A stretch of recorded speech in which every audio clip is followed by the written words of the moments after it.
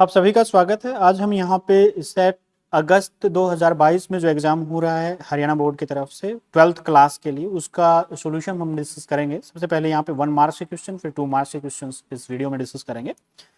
यहाँ पे 5 एक-एक नंबर के क्वेश्चंस दिए गए हैं। यहाँ पे आप देख सकते हैं पहला क्वेश्चन जो है वो है what is SI unit of permittivity. देखिए हमें पता है जो परमिटिविटी के लिए फार्मूला होता है, जो फोर्स का फार्मूला है that is equal to F, and F जो फोर्स का फार्मूला होता है that is 1/4 pi epsilon naught Q1 Q2 divided by R square. यहाँ से हम चाहें तो परमिटिविटी का फार्मूला ले सकते हैं।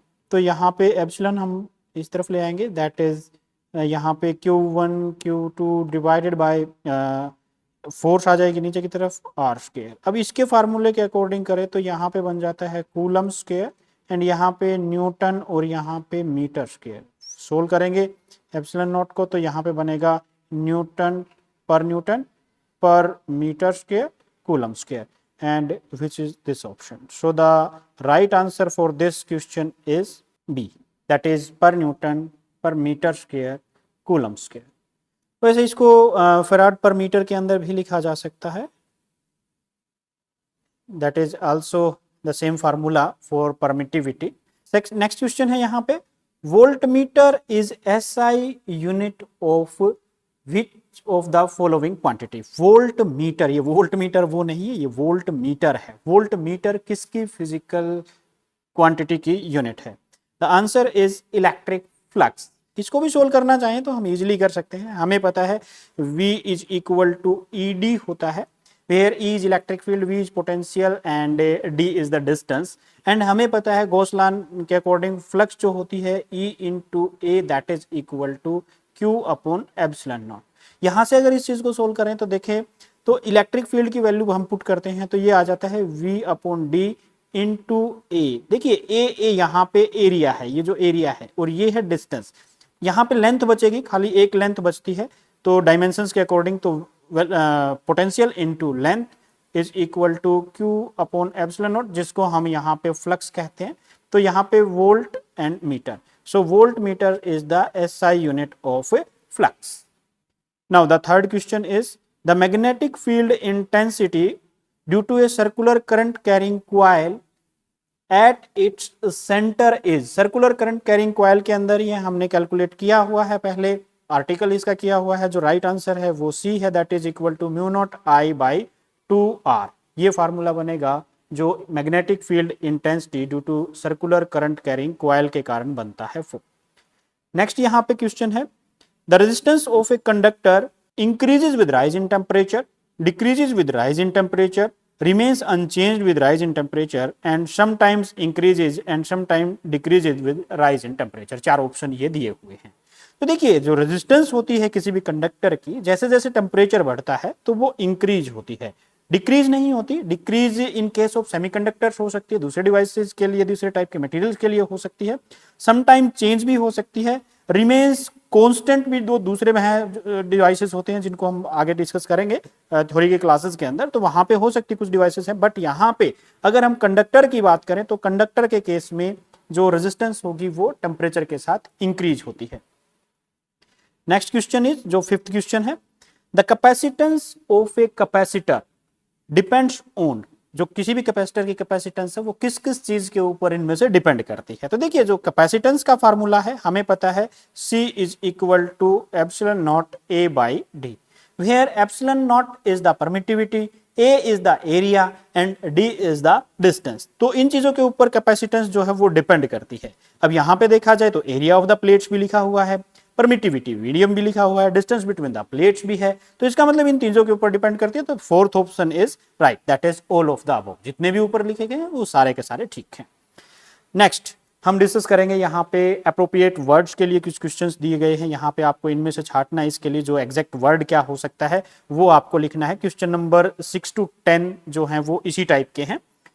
सिक्स्थ क्वेश्चन यहाँ पे है the junction rule is based on the conversion of. तो देखिए यहाँ पे जो जंक्शन रूल होता है, ये जंक्शन रूल होता है किरचॉफ्स लॉ के अंदर। किरचॉफ्स करंट लॉ भी जिसको बोलते हैं, जंक्शन लॉ भी बोलते हैं, तो वो सारी चीजें हैं। और वहां पे हमने पढ़ा था कि जितने करंट आते हैं उतने करंट जाते हैं। तो based on conservation of electric current हम यहाँ पे लिख सकते हैं इलेक्ट्रिक करंट और ज्यादा अच्छे से इसको लिखना चाहें तो हम यहां पे कह सकते हैं इलेक्ट्रिकल एनर्जी, क्योंकि current is a form of energy.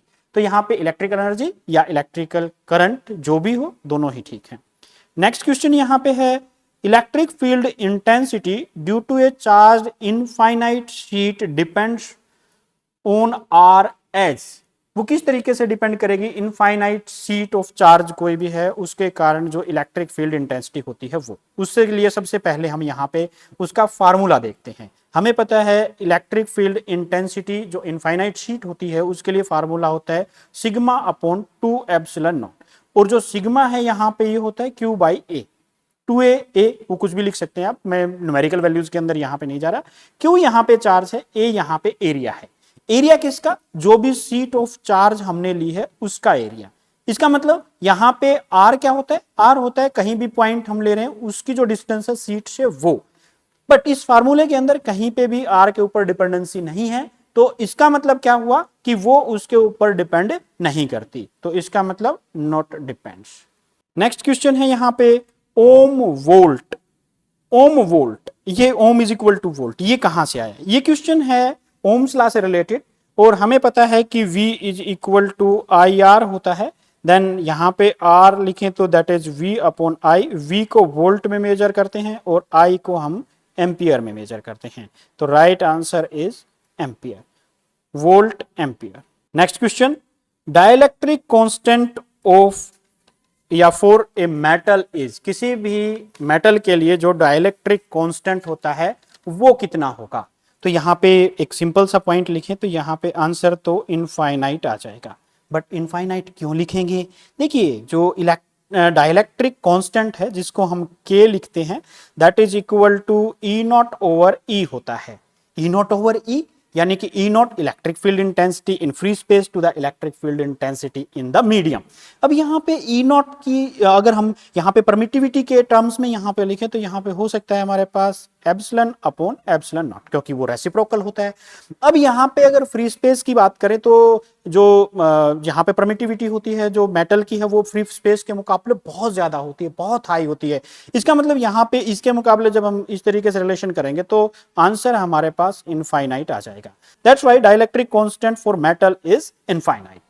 Next question है draw equipotential surfaces due to a point charge. किसी भी पॉइंट चार्ज के कारण आपको इक्विपोटेंशियल सरफेस यहां पे ड्रा करने के लिए कहा गया है।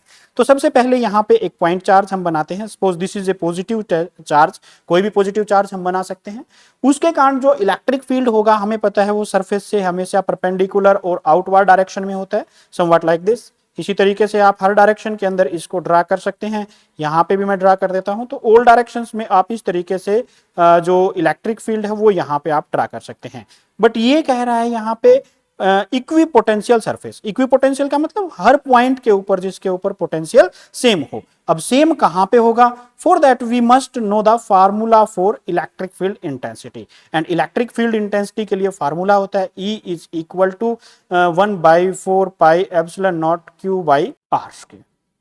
इसका मतलब ये हुआ कि इस पॉइंट से, किसी पॉइंट से r डिस्टेंस के radius, r is the radius, वो पॉइंट डिस्कस क्या है, ये पॉइंट चार्ज है, इससे r डिस्टेंस के ऊपर पोटेंशियल अगर हम कहीं पे भी करें, ये r यहाँ पे भी हो सकता है, कहीं पे भी हो सकता है, हर उस r के ऊपर जो पोटेंशियल है वो सेम होगा। तो इसका मतलब ये जो सरफेस है ये इलेक्ट्रिक फील्ड को रिप्रेजेंट कर रहा है यहाँ पे, ये जो हमने बनाया। बट ये इक्विपोटेंशियल बनाने के लिए क्या करना पड़ेगा? हमें एक निश्चित डायरेक्शन के ऊपर, निश्चित डिस्टेंस के ऊपर, जैसे फॉर एग्जाम्पल मैं यहाँ पे अब ड्रा करूं, लाइन्स को ड्रा करें, तो ये मैं एक पॉइंट बनाता हूं यहाँ पे।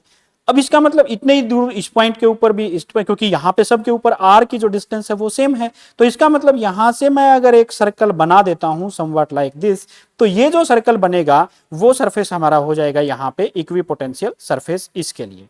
तो ये चीज आपको ध्यान रखनी है। ये यहाँ पे हमने सिर्फ एक सर्कल ड्रा किया है, आप चाहें तो इसके ऊपर इक्विपोटेंशियल, क्योंकि हर सर्कल के ऊपर जो पोटेंशियल होगा वो सेम होगा, तो इस तरीके से आप कई सारे सर्कल्स यहाँ पे ड्रा कर सकते हो, हर इस सर्कल के ऊपर जो पोटेंशियल होगा वो सेम होगा। तो ये इस तरीके से ड्रा कर सकते हैं आप इक्विपोटेंशियल सरफेस को।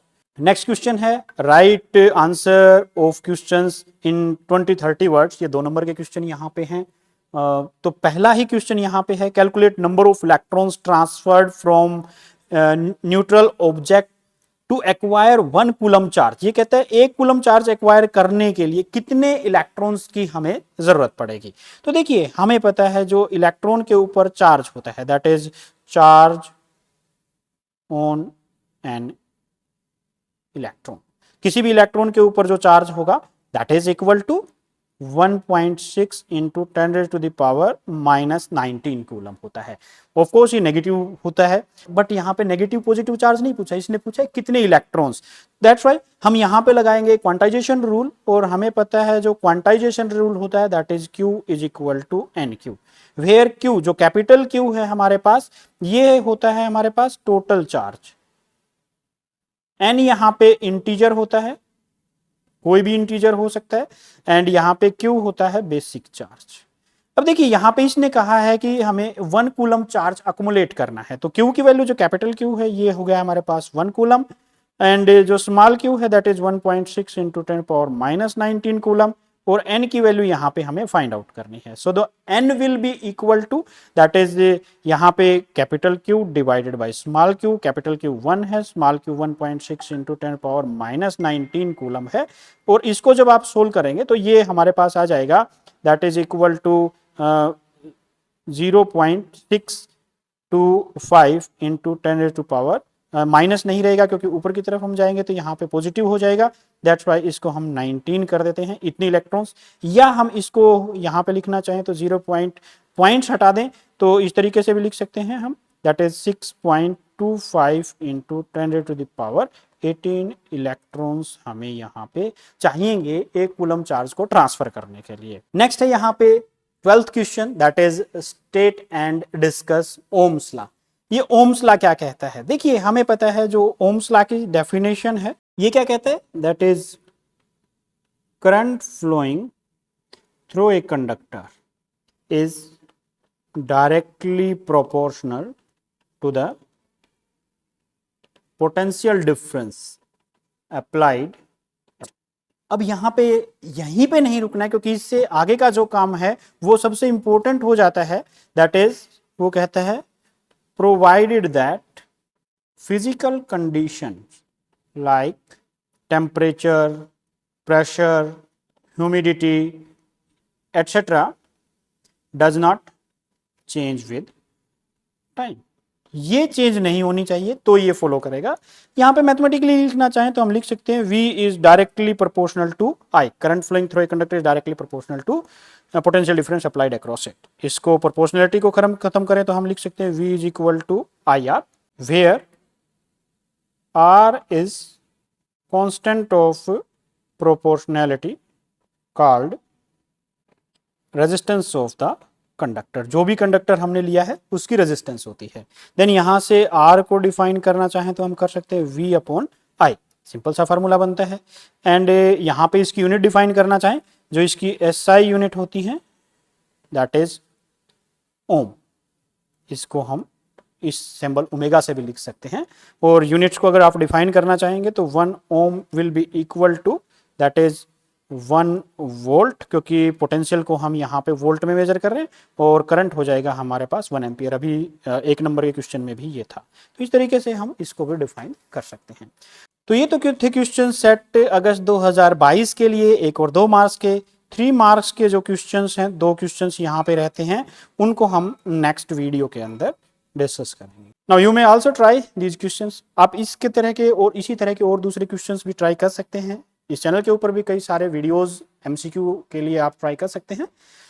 आप इसी चैनल के ऊपर उन वीडियोस को जरूर देखें। मिलते हैं नेक्स्ट वीडियो में। Thank you very much.